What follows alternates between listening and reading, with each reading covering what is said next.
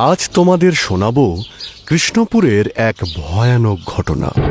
Krishnapur Howrah station থেকে ট্রেনে 2 ঘন্টার দূরত্বে অবস্থিত একটা গ্রাম।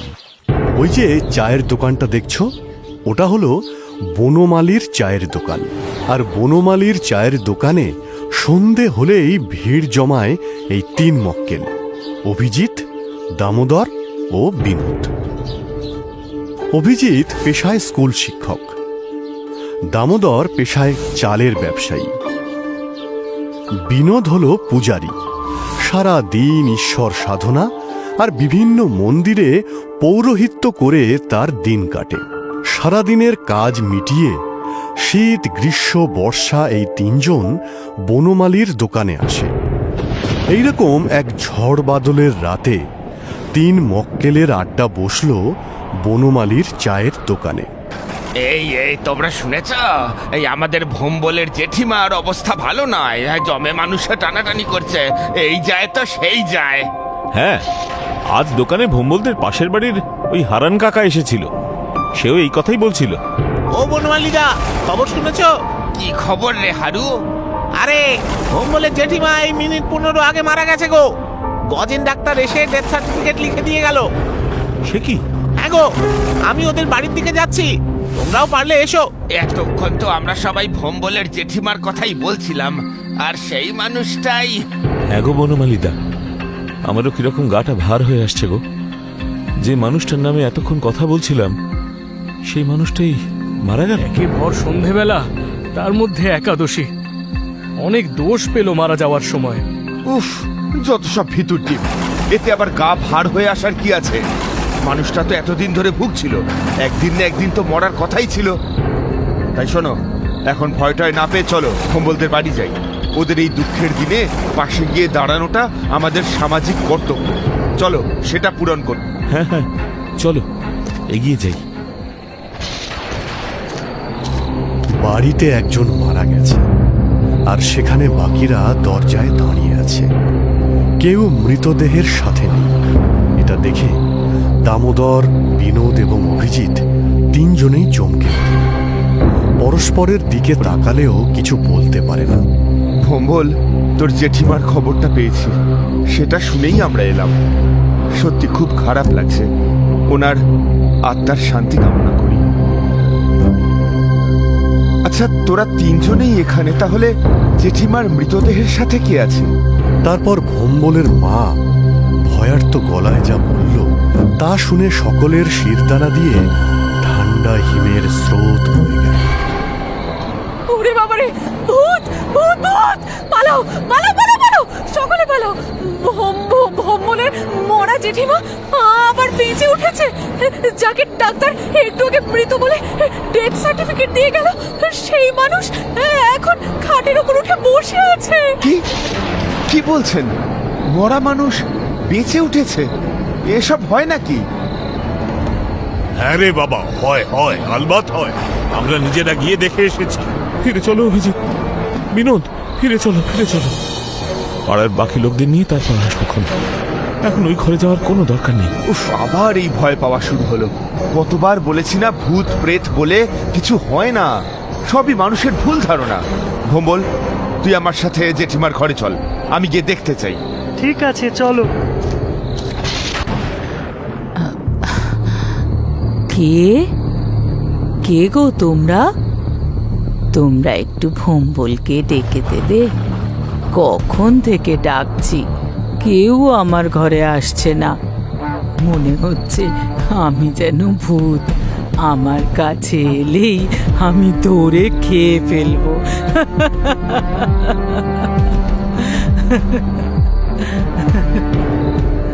ভোম্বলের জেঠিমার এই কথা শুনে ভোম্বল আর অভিজিৎ দুজনেই বেশ ভয় পেয়ে গেল।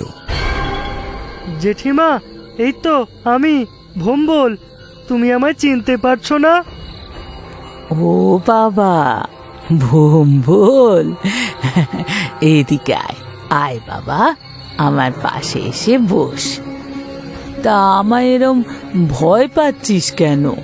কখন থেকে তোদের ডাকছি বলতো? আমার যে খুব খিদে পেয়েছে রে। তোরা কি রে ভোম্বল, বয়স্ক মানুষটার কখন থেকে খিদে পেয়েছে, আর তোরা কেউ ভয়ে এই ঘরেই ঢুকছিস না। এই বৃষ্টির দিনে হয়তো একটু ঝিম মেরে গেছিল, আর তোরা সঙ্গে সঙ্গে ভেবে নিলি মানুষটা মরে গেছে। ছি! না মানে আমি তো কিছুই বুঝতে পারছি না। এখন আর মানে মানে করতে হবে না, জেঠিমাকে আগে খেতে দে। আমরা চলি জেঠিমা, আপনি খেয়ে দে বিশ্রাম নিন, ঠিক আছে? আমরা পরে আসবো। হ্যাঁ।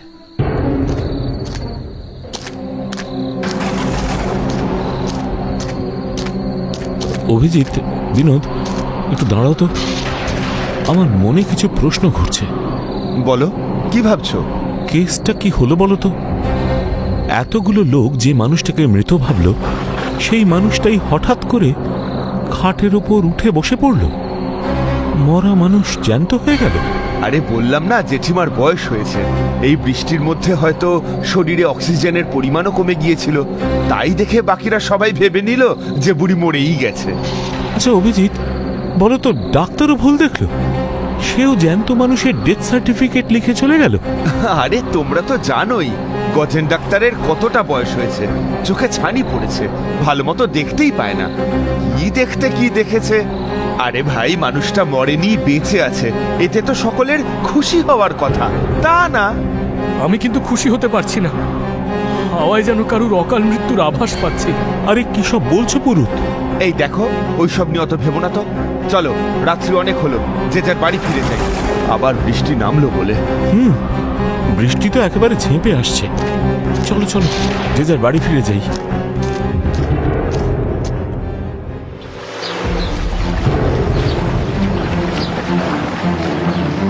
এই ঘটনার ৩-৪ দিন পর থেকে গ্রামের মানুষের জীবন আবার স্বাভাবিক ছন্দে ফিরে আসে। কিন্তু তারপর থেকে রাত হলেই গ্রামে বিভিন্ন ভৌতিক কার্যকলাপ শুরু হয়।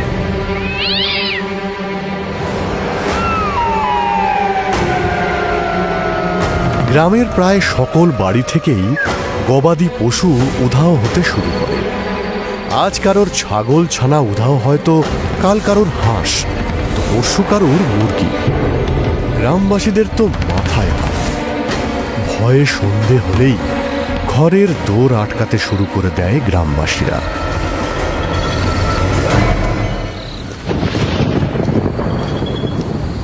আরে অভিজিৎ, কি দরকার ছিল বলো তো ভাই, এই বৃষ্টির মধ্যে ছাতা মাথায় গ্রামের এ প্রান্ত থেকে ও প্রান্ত হেঁটে বনমালীদার দোকানে চা খেতে যাওয়ার? আরে বন্ধু, এই বৃষ্টির মধ্যে গরম গরম চা, সাথে তেলে ভাজা, খাওয়ার মজাটাই তো আলাদা। বিনোদটা না এসে এই মজাটা মিস করি। কিন্তু নিজেরা খেতে বেরিয়ে যদি কোনো ভূতের পেটের খাবার হয়ে যায় ভাই, সেটা কি ভালো হবে? জীবনের মতন শেষ চা খাওয়া হয়ে যাবে ভাই অভিজিৎ, মনে থাকে যেন। দূর দূর দূর, তুমি এত ভয় পাচ্ছ কেন? ভাই দামোদর, এই বৃষ্টির মধ্যে ওখানে কে বসে আছে? আরে সত্যি তো। এই, ওই গাছের নিচে তুমি কে? ওখানে বসে কি করছো? কি হলো, কথা কানে যাচ্ছে না? আমি কিছু জিজ্ঞেস করছি তো।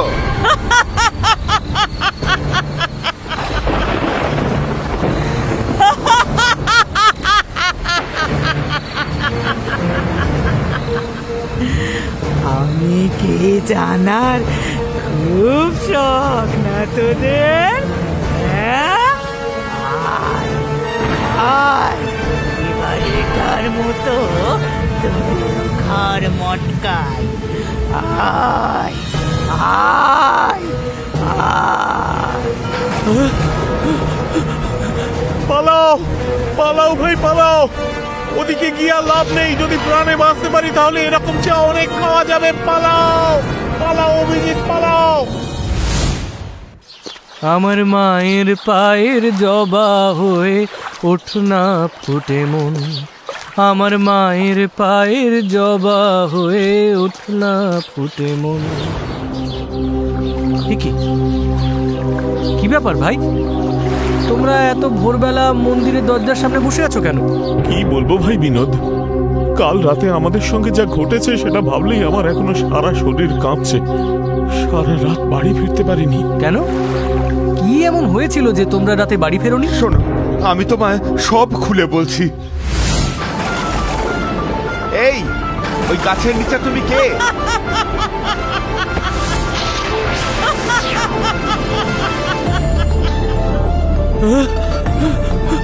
পালাও পালাও ভাই পালাও। এ কি বলছো অভিজিৎ? তুমি একজন শিক্ষক মানুষ হয়ে হঠাৎ ভূত পেতে বিশ্বাস শুরু করলে? আমি শুধু নিজের চোখে যা দেখেছি তাই তোমায় বললাম মাত্র। আমার একার ভুল হতে পারে, কিন্তু আমার আর দামোদর দুজনের একসাথে একই ভুল কি করে হয়? তোমাদের কি সেই বুড়িটার মুখ মনে আছে? ওরে বাবারে, মনে থাকবে না? আর আমাদের আসল ভয়টা ওখানেই, কারণ ওই বুড়িটার মুখটা ছিল সম্পূর্ণ ভোম্বলের জেঠিমার মতো। কি আবল তাবল বলছো? মানুষটা বিছানার সাথে মিশে গেছে। সে নিজে কোনো মতে কষ্ট করে বিছানা থেকে ওঠে, সে কিনা গ্রামের রাস্তায় গবাদি পশু মেরে খাবে। আরে হ্যাঁ, তুমি বিশ্বাস না করলেও এটাই সত্যি। ওই চোখ, ওই মুখ আমি কোনোদিনও ভুলতে পারবো না। আচ্ছা আচ্ছা, ঠিক আছে, তোমার মনে হচ্ছে তো আমরা ভুল করছি। চলো চলো তাহলে আমরা তিনজনে মিলে এখন একবার ভোম্বলদের বাড়ি যাই, সেখানে গিয়েই দৃশ্যটা দেখি। ঠিক আছে, তাই চলো। হ্যাঁ, আমিও যাব।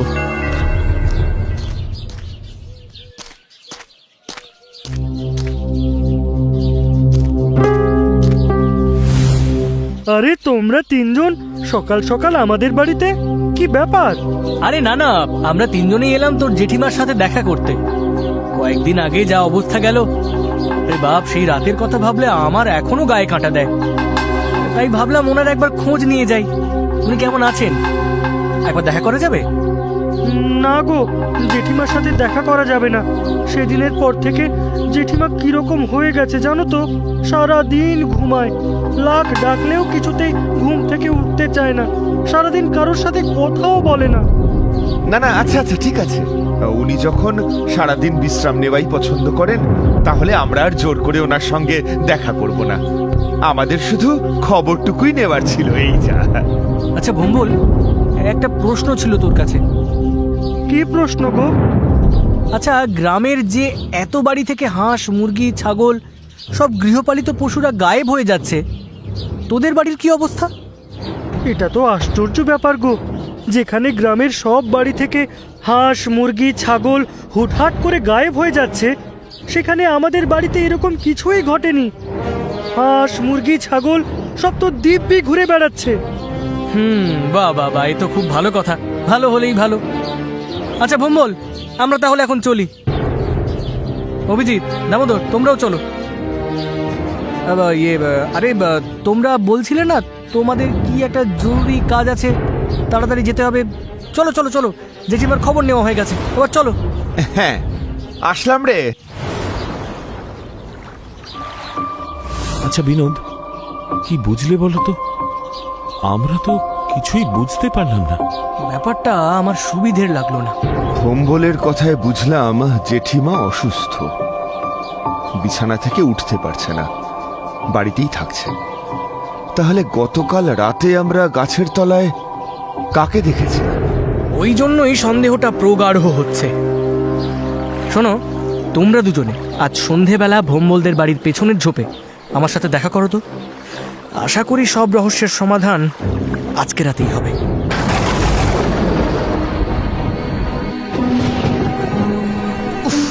কি বিরক্তিকর ব্যাপার! সেই সন্ধ্যা থেকে দাঁড়িয়ে দাঁড়িয়ে রাত হতে চলল, এক তো বিনোদের দেখা নেই, অন্যদিকে ঝোপ ঝাড় অন্ধকারে মশা ছিঁড়ে খাচ্ছে। সত্যি তো, আর যে কতক্ষণ দাঁড়াতে হবে বুঝতেও পারছি না। উফ, কি মশা রে বাবা!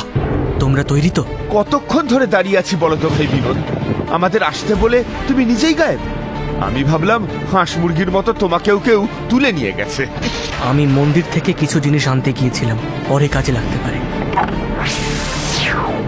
আরে এটা তো হে বিনোদ, অভিজিৎ, এটা তো জেঠিমার ঘর। জেঠিমার ঘরের জানলা এখন কে খুললো? চলো সবাই চুপচাপ জেঠিমাকে অনুসরণ করে সামনের দিকে এগিয়ে চলো। কেউ ভয় পাবে না, তিনজনে একসাথে থাকবে।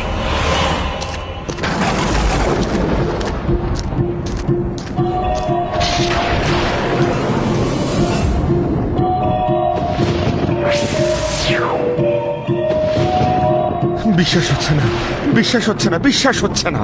এত বছর ধরে যা পড়েছিলাম, যা সকলকে পড়িয়েছিলাম, সব ভুল। নাকি নিজের চোখের সামনে যেটা দেখছি সেটা ভুল। দামোদর, তুমি আমার সঙ্গে এসো। আর অভিজিৎ, তুমি যাও ভোম্বলের বাড়ি থেকে ভোম্বলকে আর গ্রামের আরো কিছু মানুষকে ডেকে নিয়ে তোমরা যে গাছের নিচে সেদিন রাত্রে বুড়িকে দেখেছিলে সেই গাছের সামনে চলে এসো। আমার অঙ্ক আশা করি ভুল হবে না। আচ্ছা, আমি সরাসরি ওই গাছের নিচেই পৌঁছচ্ছি।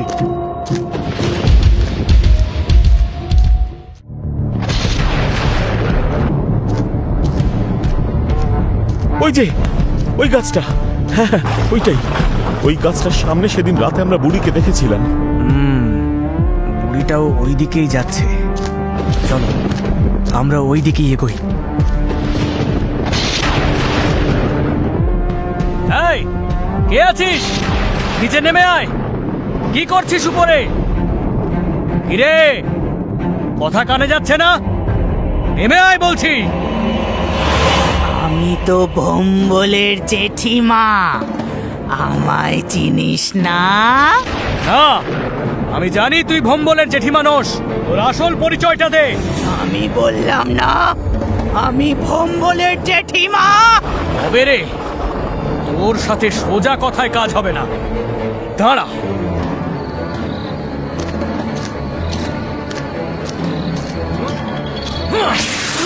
ওরে বাবা রে, জ্বলে গেলাম রে, পুড়ে গেলাম, মরে গেলাম রে, মরে গেলাম। ওরে ওরে, আর দিস না, ওরে ওই ধুলো দিস না। আমি বলছি আমি কে? আমি হলাম গৌরী চৌধুরী। আজ থেকে 30 বছর আগে আমি এই গ্রামেই থাকতাম। ওই ভোম্বলদের বাড়ির পাশেই আমার বাড়ি ছিল। এক বর্ষার রাতে এই পথ দিয়ে যাওয়ার সময় পা পিছলে ওই পুকুরে পড়ে যায়, আর পুকুরে ডুবে আমি মরে যাই। আমার বাড়িতে নিজের লোক বলতে কেউ ছিল না। এই গ্রামের লোকগুলো এতটা শয়তান ছিল যে কেউ আমার কোনো সৎকারের ব্যবস্থা করেনি। ভোম্বলের জেঠিমার শরীর ছেড়ে দে, নইলে আমি তোকে বন্দি করে রাখবো। অতই সোজা নাকি? এত বছর পর আমি একটা শরীর পেয়েছি, আর এই শরীর আমি ছাড়বো না। এবার তোদের গ্রামে ঘোর বিপদ, ঘোর বিপদ।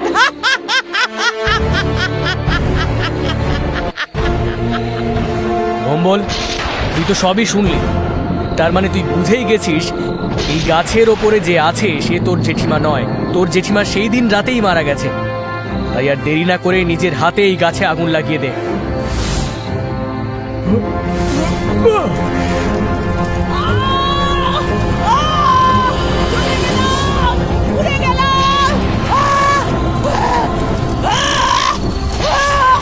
ভালো করলি না, কাজটা কিন্তু ভালো করলি না।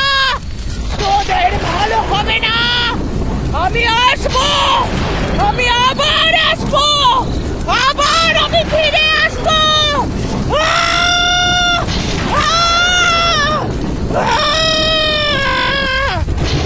জানি না মৃতদেহ কতটা পুড়বে। শোন ভোম্বল, তোর জেঠিমার সৎকার করার সময় গৌরী চৌধুরীর আত্মার পিণ্ডদানের ব্যবস্থা করিস। 30 বছর ধরে অতৃপ্ত হয়ে ঘুরে বেড়াচ্ছে এইখানে। এবার যেন সে মুক্তি পায়।